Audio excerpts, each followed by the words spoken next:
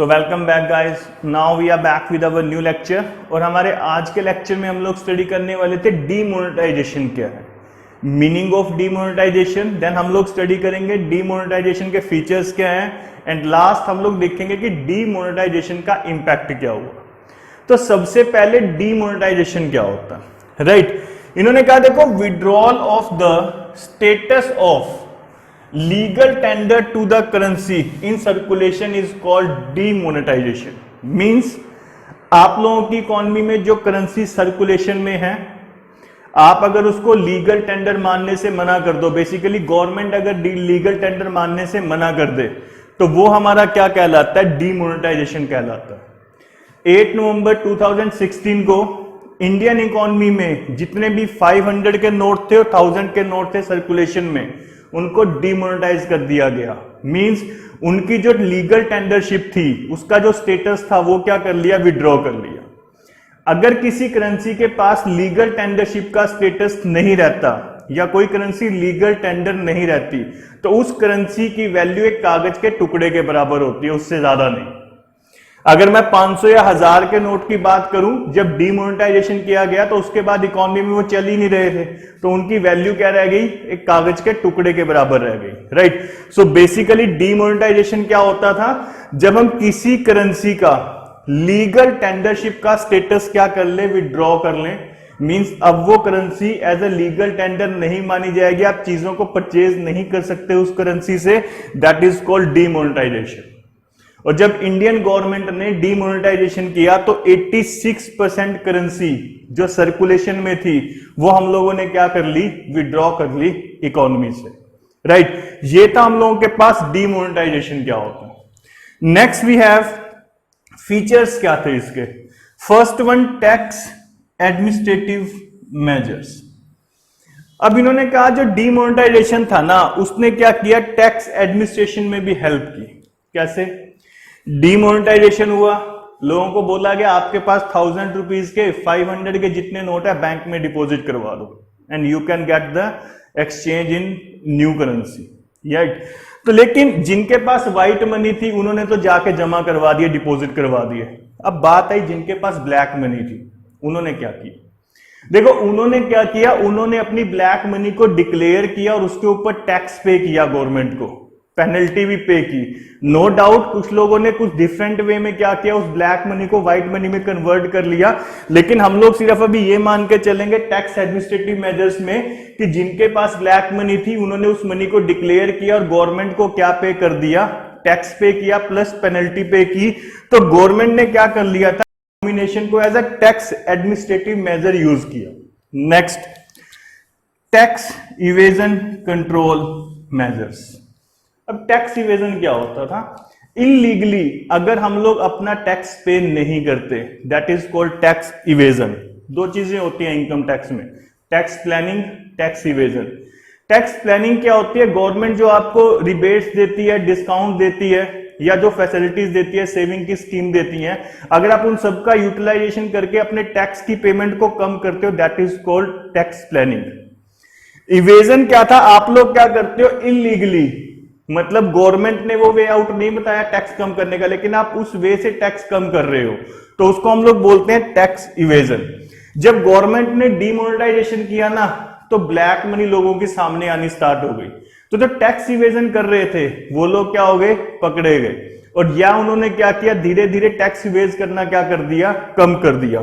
तो इसके लिए भी हम लोग क्या लेके आए थे, डीमोनेटाइजेशन। मींस इलीगली टैक्स को हाइड करना या कम करना क्या हो गया था, लोगों ने कम कर दिया था, right. Next, channelise saving into the formal financial structure. अब सेविंग फॉर्मल फाइनेंशियल स्ट्रक्चर में कैसे आई। सपोज मैं टैक्स पे करता था, मेरे घर पे 1 लाख रुपीज पड़ा हुआ था कैश, मेरी सेविंग है, और ये जो रुपीज थे ना, जो 1 लाख रुपीज थे, वो किस डिनोमिनेशन में थे, 500 और 1000 के नोट में। जब गवर्नमेंट ने डीमोनेटाइजेशन किया तो हम लोगों ने क्या किया, जब डीमोनेटाइजेशन हुआ तो मैंने सारा पैसा कहां जमा करवा दिया होगा, बैंक में। क्योंकि मेरे को पता है भैया मेरे पास पड़े रहेंगे तो 1 लाख रुपए का लॉस है, बैंक में जमा करवाओ, वाइट इनकम है, अपने आप कन्वर्ट हो जाएगी।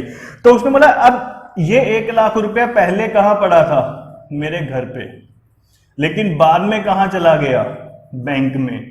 जब बैंक में चला गया तो ये कहां चला गया, फॉर्मल फाइनेंशियल स्ट्रक्चर में क्या हो गया, चैनलाइज हो गया, चला गया। मेरे घर पे कुछ नहीं कर रहा था, लेकिन अब बैंक के पास है तो बैंक इसका यूज कर सकता था। Creating cashless economy. अब कैशलेस इकोनॉमी बनाने में भी डीमोनेटाइजेशन ने हेल्प की। कैसे की? डीमोनेटाइजेशन में हम लोगों के पास क्या हुआ, पॉइंट ऑफ सेल्स मशीन आ गई, credit card, debit card, internet banking का लोगों ने ज्यादा यूज करना स्टार्ट कर दिया।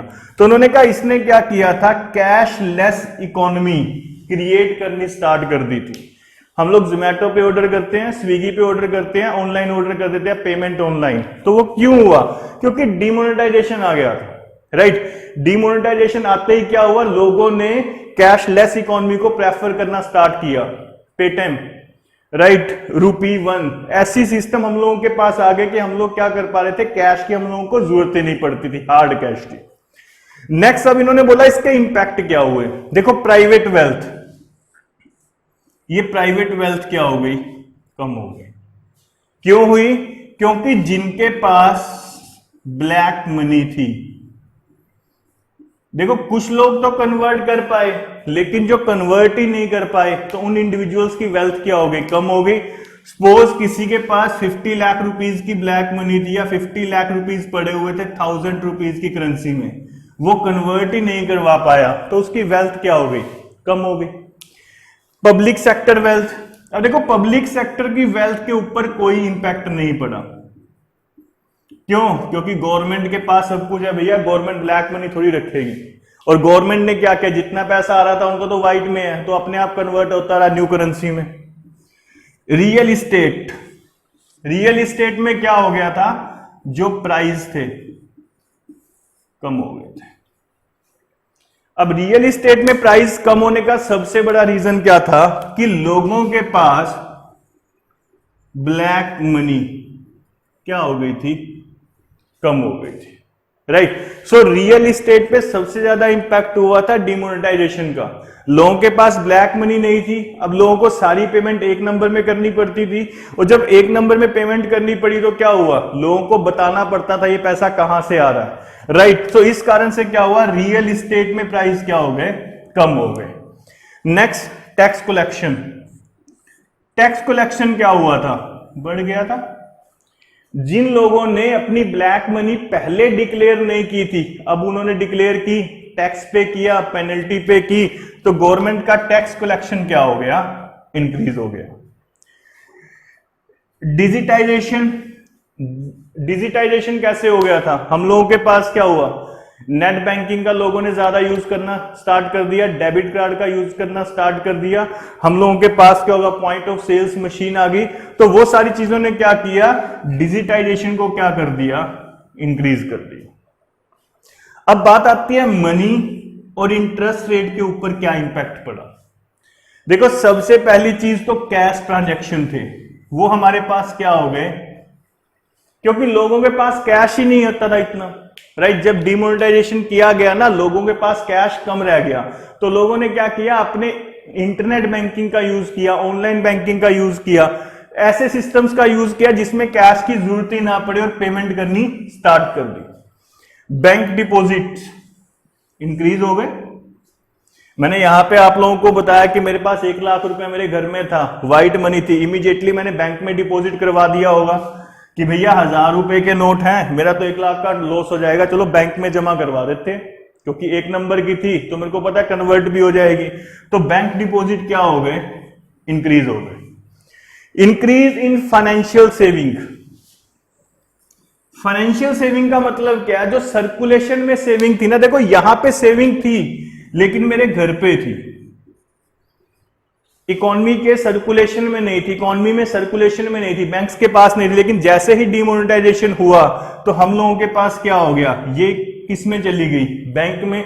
तो उसने बोला जो फाइनेंशियल सेविंग्स थी ना, वो क्या हो गई, इंक्रीज हो गई, बिकॉज लोगों के घर में जो पैसा था लोगों ने बैंक में डिपॉजिट करवा दिया, राइट। सो ये था हम लोगों के पास डीमोनेटाइजेशन क्या होता है। देन नेक्स्ट वी हैव इसके फीचर्स क्या हैं, इसके इंपैक्ट क्या हुए। आज के लेक्चर के लिए इतना ही। Next we will study next lecture.